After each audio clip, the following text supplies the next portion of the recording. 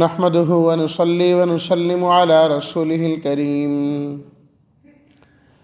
أما بعد فأعوذ بالله من الشيطان الرجيم بسم الله الرحمن الرحيم وعلم آدم الأسماء كلها ثم عرضهم على الملائكة فقال أنبئوني بأسماء هؤلاء إن كنتم صادقين قالوا سبحانك لا علم لنا إلا ما علمتنا إنك أنت العليم الحكيم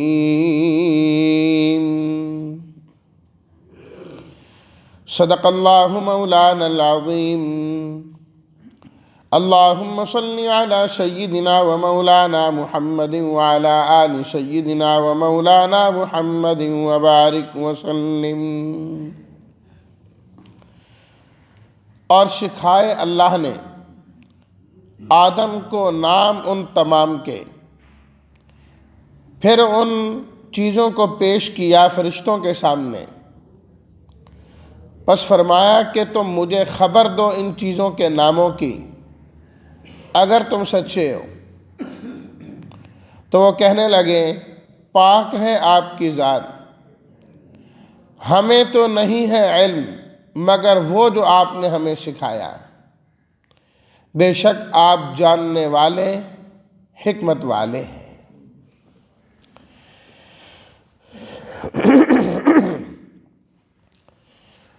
حضرت آدم علیہ الصلاۃ والتسلیمات کی تخلیق کے وقت اللہ تعالیٰ نے فرشتوں کے سامنے اظہار کیا اس بات کا کہ میں ایک نئی مخلوق پیدا کرنے والا ہوں، اور اسے یہ اعزاز دیا جائے گا کہ وہ زمین میں میرے خلیفہ ہوں گے اور نائب ہوں گے، کہ میرے احکامات کو وہ نافذ کریں گے اور جاری کریں گے۔ اس پر فرشتوں نے حکمت جاننے کی کوشش کی، کوئی اعتراض نہیں کیا، کوئی حسد نہیں تھا، حکمت جاننے کی کوشش کی کہ پروردگار آپ کے احکامات کی تعمیل کے لیے تو ہم بھی حاضر ہیں، ہم بھی آپ کی عبادت کرتے ہیں، تسبیحات اور تحمیدات اور تقدیس آپ کی بیان کرتے ہیں، اور آپ جو پیدا کرنے لگے ہیں بظاہر تو یہ لگتا ہے کہ یہ تو زمین میں فساد کریں گے، جا کر خون بہائیں گے۔ اللہ تعالیٰ نے اس کا پہلے حاکمانہ انداز میں جواب دیا، انی اعلم ما لا تعلمون، فرمایا میں وہ جانتا ہوں جو تم نہیں جانتے، ختم۔ اس کے بعد اللہ تعالیٰ نے آج کی پڑھی گئی آیات میں حکیمانہ جواب دیا، اور یہ جواب فوراً نہیں تھا، یہ بعد میں تھا۔ وہ بات تو آدم علیہ الصلاۃ والتسلیمات کی تخلیق سے پہلے کی ہے، اس کے بعد آدم علیہ الصلاۃ والتسلیمات کو پیدا کیا گیا۔ اللہ تعالیٰ نے جو جو خوبیاں اور جو جو صفات ان میں رکھنی تھی، جو استعدادیں اللہ نے رکھنی تھی، وہ ساری رکھ دی آدم علیہ الصلاۃ والتسلیمات میں۔ اسی میں اللہ نے یہ استعداد بھی رکھی کہ مختلف ایسی چیزیں جس سے آگے چل کر واسطہ پڑنا تھا، اللہ تعالیٰ نے وہ بھی دل میں پہلے سے ڈال دی، بتلا دی پہلے سے۔ جس طرح گزشتہ دروس میں تفصیلاً عرض کر چکا ہوں کہ بچہ پیدا ہوتا ہے، دودھ پینے کا طریقہ اس کو پہلے سے سکھا دیا جاتا ہے، بطخ کے بچے کو تیرنا پہلے سے سکھا دیا جاتا ہے، مرغی کے بچے کو پانی پینا پہلے سے سکھا دیا جاتا ہے، شیر کے بچے کو پہلے سے سکھا دیا جاتا ہے کہ تو نے گوشت کھانا ہے۔ پیدا ہوتے ہی اسے الگ کسی کمرے میں رکھو اور گھاس کھلانا شروع کر دو، چارہ کھلانا شروع کر دو، وہ نہیں کھائے گا۔ اللہ نے پہلے سے اس کو یہ چیز سکھائی ہوتی ہے، وہ سیکھ کے آتا ہے۔ اللہ تعالیٰ نے آدم علیہ الصلاۃ والتسلیمات کو بھی مختلف چیزوں کا علم پہلے ہی سے عطا کر دیا، جسے اللہ نے یہاں پر ان الفاظ کے ساتھ بیان کیا کہ وَعَلَّمَ آدَمَ الْأَسْمَاءَ كُلَّهَا، کہ اللہ تعالیٰ نے نام سکھا دیے بہت ساری چیزوں کے۔ کل سے مراد پوری کائنات، کائنات کا ایک ایک بندہ، ایک ایک فرد کا نام نہیں ہوتا، یعنی جن چیزوں سے واسطہ پڑنا تھا، جو ضروریات کی چیزیں تھیں، یہ عربی زبان میں اکثر ہے۔ قرآن مجید کی بہت ساری آیات میں اللہ تعالیٰ نے اس کو بیان کیا ہے۔ لفظ کل لائیں لیکن مقصود دنیا کی ہر چیز نہیں ہے۔ دیکھیے میں آپ کو مثال دیتا ہوں، سورہ نمل میں اللہ تعالیٰ نے سلیمان علیہ الصلاۃ والتسلیمات کا ذکر کیا، اور اسی تذکرے میں ملکہ بلقیس کا تذکرہ بھی ہے۔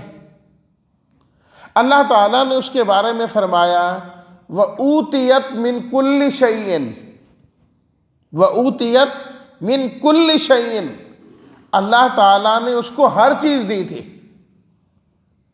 تو ہر چیز سے کیا مراد؟ جو اس کی ضروریات کی چیزیں تھیں، جو حکومت کے لیے درکار ہوتی ہیں، وہ چیزیں ہیں، ورنہ تو خود حضرت سلیمان کی حکومت اس کے پاس نہیں تھی، لیکن اللہ نے لفظ کل فرمایا۔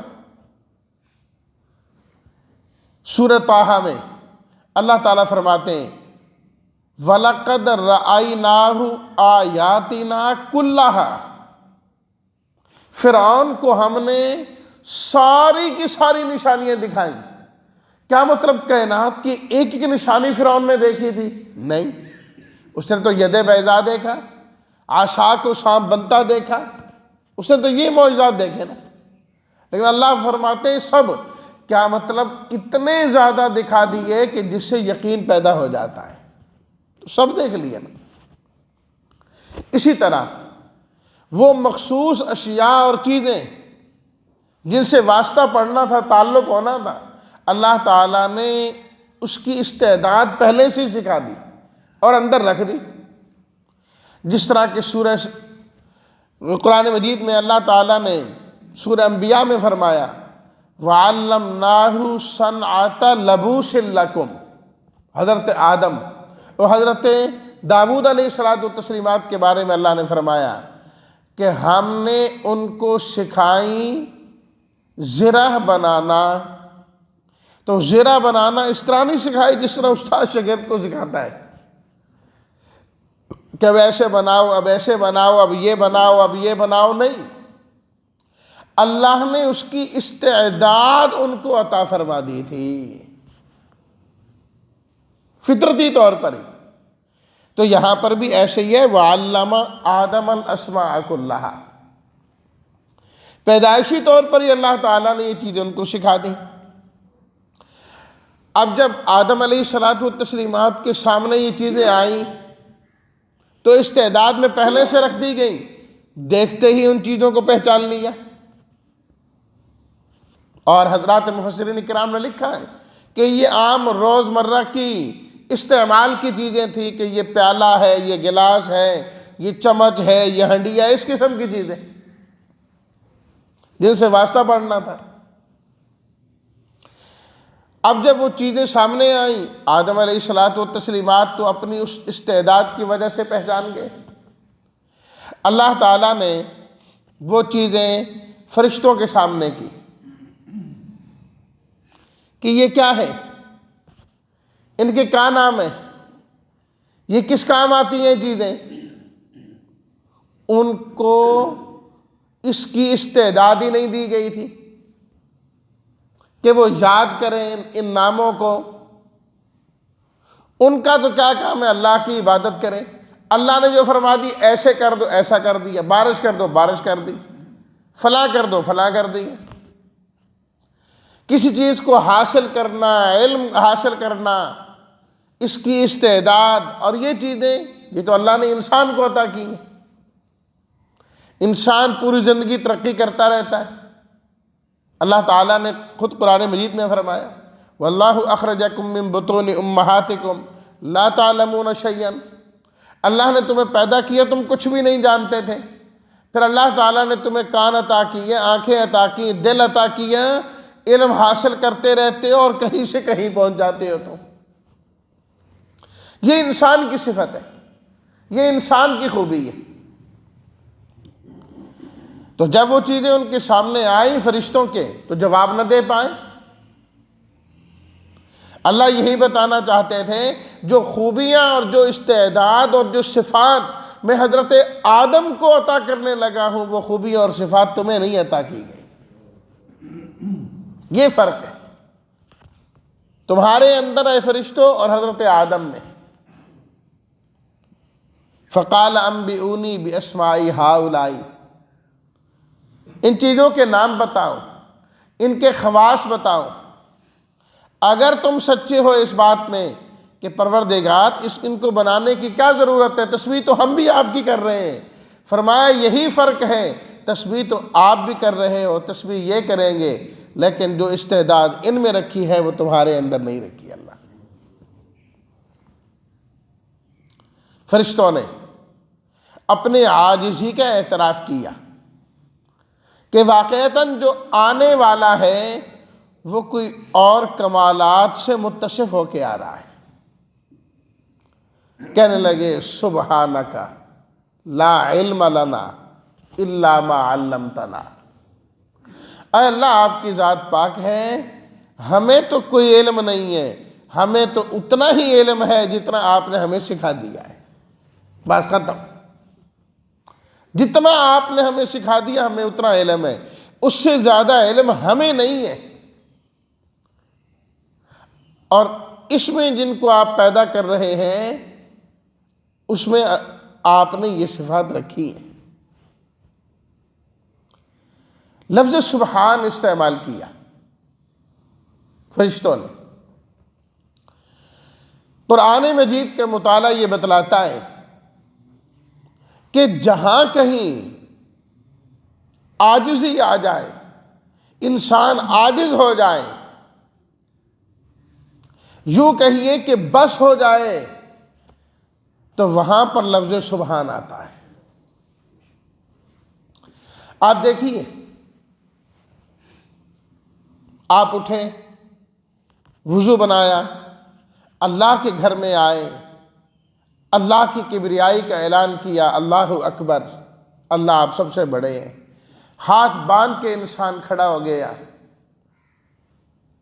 جب سب کچھ ہو جاتا ہے تو کیا کہتا ہے؟ سبحانک اللہم، اے اللہ میں تو تیرا عاجز بندہ ہوں، میں تو تیرا فقیر بندہ ہوں، کبریائی اور بڑائی تو تیرے پاس ہے، میں تو عاجز ہوں۔ لفظ سبحان آتا ہے۔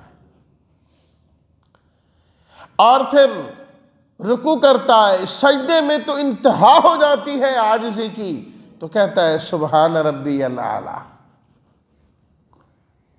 لفظ سبحان آتا ہے۔ اسی طریقے سے انسان جب سواری پہ بیٹھتا ہے، سفر شروع کرنے لگتا ہے،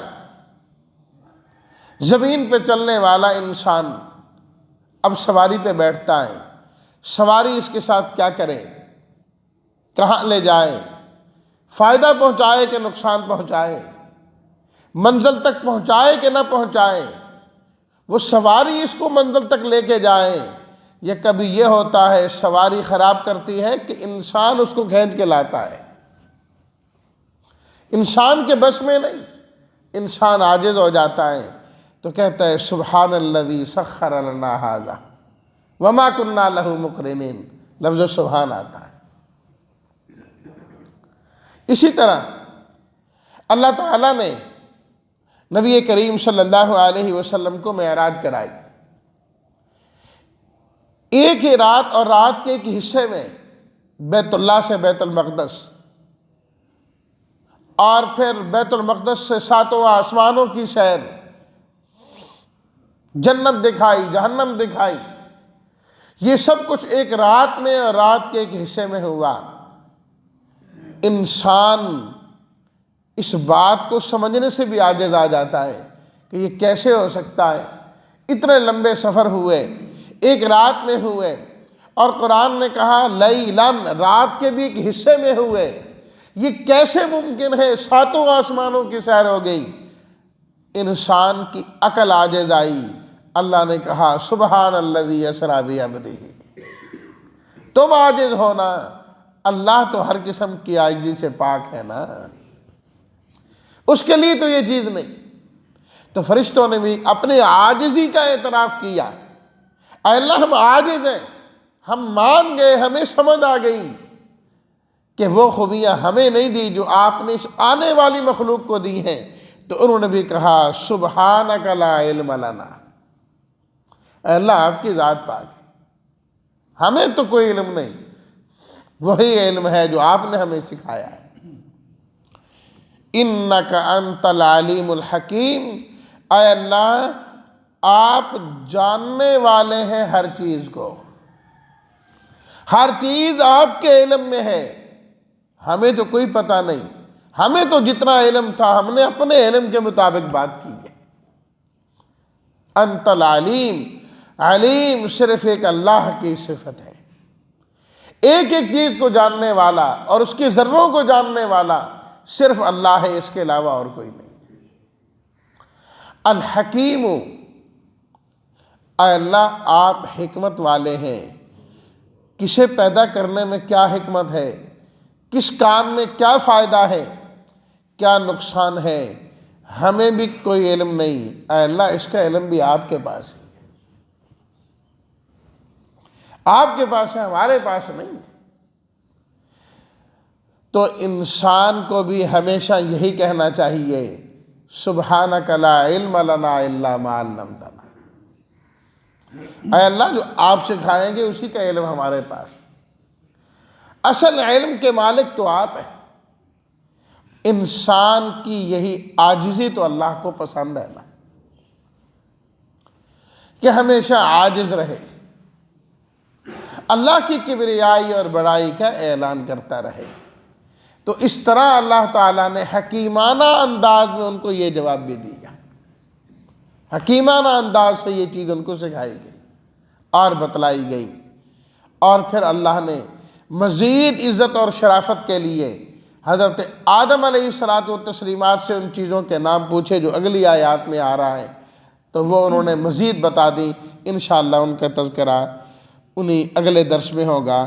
اللہ تعالی ہم سب کو علم کامل اور علم نافع عطا فرمائے اور علم پر عمل کرنے کی بھی توفیق عطا فرمائے. وآخر دعوانا ان الحمد للہ رب العالمین.